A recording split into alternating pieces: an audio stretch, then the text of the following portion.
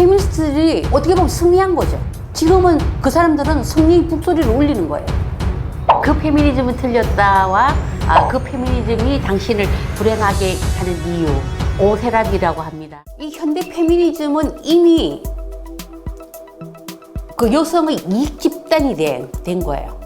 여성의 권익, 여성의 이익 집단화가 이미 된 거예요. 이것을 부인할 수 없는 사실이에요. 우리가 현재 지금 그 문재인 정부 들어서서 여성계나 여성가족부에서 뭐 추진하고 있는 정책이나 어떤 이런 그 페미니즘 운동 방향이 이거는 페미니즘 뭐 완전히 세력하고 이익 집단화가 된 거예요. 그래서 현재 저는 어떻게 단정을 하냐면은 이 페미니즘 운동이 이제는 제로섬 게임이다. 정말 그 인간 중심, 남녀가 조화롭게 살아갈 수 있는 그런 사회를 우리가 만들어야 되는데 이런 식으로 남녀가 제로섬 게임처럼 이렇게 번져간다는 것은 굉장히 우려할 만한 일인데 사회 지도층이나 정치권에서는 관심이 없단 말이에요. 사실 이분들이 페미니즘에 대해서 몰라요. 알려고 하지도 않고. 근데 막상 아는 척 해요. 지금은 거의 남녀 분리주의 상태예요. 서로 이제는 무서운 거예요, 서로. 그러니까 예를 들어서 여성들이 밤길이 무섭다 그래요. 남자들도 그 마찬가지예요. 남자들도 주변에 여성들이 있으면 무섭다는 거예요. 이제 내가 어떤 불이익을 당할지 모르고 지하철을 타도 손을 이렇게 해야 되고, 네? 그리고 폰은 바닥을 보면 안 돼요. 그 폰도 어디다 놔야 될지도 모르고. 그러니까 점점점 사이가 멀어지기 시작한 거예요. 이게 남녀 분리주의예요. 그 서로 단절이 되는 거예요. 그 너무 슬픈 현상이에요. 우리가 세대 간의 단절도 슬프지만 젊은 남녀의 단절은 정말 이거는 우리 사회적으로 국가적으로 굉장히 바람직하지 못해요. 과연 그것이 정말 진짜 우리가 드러나지 않는 것, 밑바닥에 있는 여성들이 정말 성폭력을 당하고 그런 사람들을 위한 운동이어야지 우리가 유명 셀럽들, 유명 정치인들, 유명 연예인들, 강단에 있던 지식인들을 상대로 미투 운동은 아니라는 거예요. 항상 사회운동이라는 것이 정말 우리가 보이지 않는 곳에서 그런 민중들을 위한 운동이 되어야지 그 미투 운동은 굉장히 잘못된 거죠. 누구 한 사람 희생양으로 만들고 그런 운동이 된 거예요. 그래서 과연 미투 운동이 정말 그 보이지 않는 정말 성폭행을 당하고 성희롱을 당하고 그런 그 고통받았던 여성들에 대해서 뭘 해놓은 게 있나요? 저는 진짜 미투 운동가들은 물어보고 싶어요. 그래서 뭘 얻었고 뭘 남겼는가?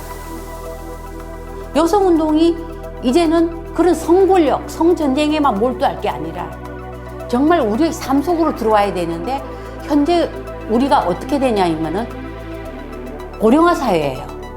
그 노인 인구가 이미 이제 20%에서 25% 가량을 향해서 가고 있어요. 노인 인구와 여성 노인이 3분의 2예요. 여성 노인이. 근데 그게 왜 그러냐면 오래 살아서 그렇거든요. 여성들이 오래 살잖아요. 남자들보다 평균 6, 7년 오래 살아요. 그럼 이 시점에서 해야 될 일이 뭐냐? 노인 문제로 여성단체들이 전환을 해야 되는 거예요. 여성가족부의 저는 사실 아무 말 대잔치라고 생각해요. 뭐 아이들 외모를 규제를 하겠다, 뭐 교과서에 뭘 집어넣, 여태 여성가족부가 해왔던 일이요. 엄청나게 실책이 많아요. 이것은 저는 문재인 정부의 지지율 하락에 저는 큰 역할을 했다고 봐요. 큰 영향력을 미쳤어요. 그러니까 이게 남녀 갈등도 더 조장이 되는 거예요. 여성가족부가 뭐 하는 데예요? 가족이잖아요, 가족. 패밀리. 근데 왜 이렇게 갈등을 조장하는 거예요? 그리고 거기가 무슨 여성만을 위한 단체가 아니잖아요. 저는 언론의 역할이 굉장히 컸다고 생각해요.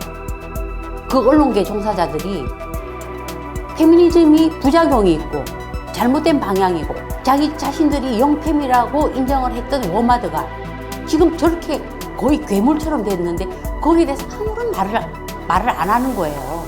저는 언론의 책임이 굉장히 커요. 중고등학교 교육의 문제가 커요. 왜냐하면은 교사들 대부분이 페미니스트화가 되었어요. 이제는. 그리고 실제로 이거는 있었던 일인데, 요 교사가 수업에 딱 들어와서 나는 페미니스트다 라고 선언을 해요. 그리고 뭐 나에게 좋지 않은 표현하면은 나 그거 싫어해. 뭐 그거 여성 혐오야. 딱 그렇게 선언을 해요. 이거 실제로 있었던 일이에요. 그러니까 교사들도 굉장히 페미니스트화가 된 거예요. 갈등을 해소를 하는 거, 결국 사회 지도층의 역할이 사실은 커야 돼요. 커야 되는데 지금 어떻습니까? 그 의무를 방기하고 있는 거예요. 소외받고 가난하고 취업 못하고 그런 남성들이 얘기를 들어봐야 되는 거예요.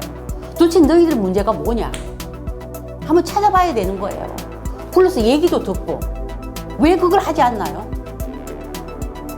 그러면서 페미니즘 비판하면 쟤네들 우익이야? 뭐 일베야? 그렇게 딱지를 갖다 붙인단 말이에요. 그건 잘못된 거예요. 그걸 사회 지도층이 할 생각을 안 해요. 저는 우선 여성들에게 해주고 싶은 것은 지금은 페미니스트들이 독재 시대라고 저는 생각해요. 이게 그렇게 과격화되면 페미니즘도 파시즘적인 현상을 보여요. 저는 여성들이 이제는 페미니즘에 대해서 비판할 줄 알아야 되고 페미니즘에서 벗어나야 돼요. 그래서 저는 그것이 필요하다고 봐요. 그리고 이제는 페미니즘보다는 남녀가 조화롭게 함께 살아갈 수 있는, 물론 성소수자도 다 포함되죠. 제가 뭐 여기 남녀라고 얘기하면 그러면 성소수자는 뭐냐 이런데 다 포함해서 남녀 성소수자 다 포함해서 우리가 조화롭게 공존할 수 있는 길을 가야죠. 공존할 수 있는 길을. 그것이 저는 여성들에게 꼭 해주고 싶고, 결국 페미니즘이 여성들에게 도움이 안 돼요. 예를 들어서 여성들이 길에 쓰러졌어요. 젊은 여성이 쓰러졌어. 내가 저 여성에게 몸을 손댔다고 이게 오히려 되레 성추행, 성희롱으로 내가 고소당하지 않을까 두려움부터 앞서는 거예요. 그러면 정작 우리는 어쨌든 남성들이 신체와 육체적인 힘을 필요로 할 때가 많아요. 인류의 문명은 사실 그렇게 건설되어 왔거든요. 그 여성과 남성이 이렇게 갈라지면은 여성한테 손해예요. 이게 정말 우리가 조화롭게 살 수가 없는 거예요.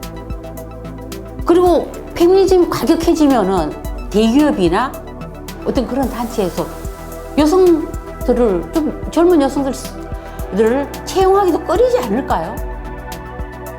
그리고 가장 큰 피해자는 저소득층 여성들이에요. 정말 보이지 않는 곳에서 이 사람들이 그 문화가 위에서 아래로부터 흐르는데 이 아래에서 저소득층 여성들은 정말 도움받지 못하고 그렇게 힘든 상황에서 이렇게 페미니즘까지 이루면은 젊은 특히 저소득층 여성들한테는 굉장히 나쁜 영향을 미쳐요. 그래서 저는 여성들에게 그렇게 얘기해주고 싶어요. 페미니즘에서 이제는 벗어나자. 이제는 우리 한국 사회는 그만큼 많이 발전하고 진전되어 왔다. 이제는 더 나은 우리 조화롭고 공존할 수 있는 길을 가자. 저는 여성들에게 그 얘기를 해주고 싶어요. 그리고 20대 남성들이 지금 현재 불만이 많아요. 불만이 많은데 과연 20대 남성들을 한번 돌아보자고요. 그리고 우리 부모들이 과연 남자아이들을 잘 키웠나? 나는 요즘 그런 생각이 많이 들어요. 딸 바보도 있고 아들 바보들도 있어요. 무조건 뭐냐 다 해주고 대학교까지 헬리콥터 맘이라고 또 있잖아요. 남자들도 근데 이게 이제 교육적인 문제도 있고 하지만은 남자들도 이제는 그렇게 어떤 그런 뭐 우리가 남성성을 이걸 뭐 발휘하자 그런 게 아니라 남자들도 좀 이제는 자신들이 문제가 뭔지를 이제 좀 되돌아봐야 된다는 거예요. 내가 남자로서 앞으로 어떤 그런 내가 권리를 얻고 어떤 의무를 다했나, 어떤 책임감을 가지고 어떤 의무를 다해야 하는가, 거기에 대해서 좀 많이 20대 남성들도 이제는 성찰해야 돼요.